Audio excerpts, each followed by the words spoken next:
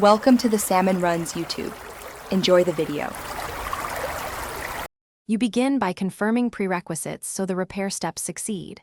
First, open the Epic Games launcher and sign in with the account tied to Fortnite, because updates are account-linked.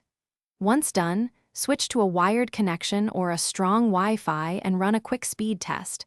Slow networks cause update failures. Then make sure you have at least 10 gigabytes free and any pending system updates installed. These steps prevent obvious interruption and let the updater run without permission or space conflicts.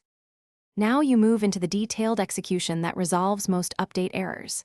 Use the launcher's Verify feature to scan and repair corrupted files.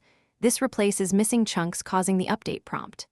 Next, clear the Epic Games launcher cache to remove stale update metadata.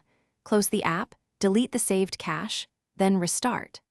Also temporarily disable or add exceptions for antivirus and firewall because they often block patch downloads or file writes. After the update, re-enable protections and confirm. Finish by performing final actions that clear lingering issues and provide escalation data.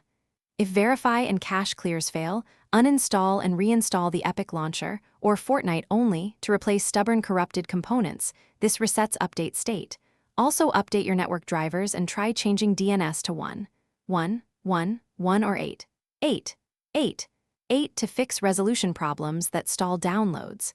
If the update required message persists, collect DXDiag and launcher logs and contact Epic support so they can trace the failure. This gives precise clues for a targeted fix. Thanks for watching. Consider subscribing if we helped you.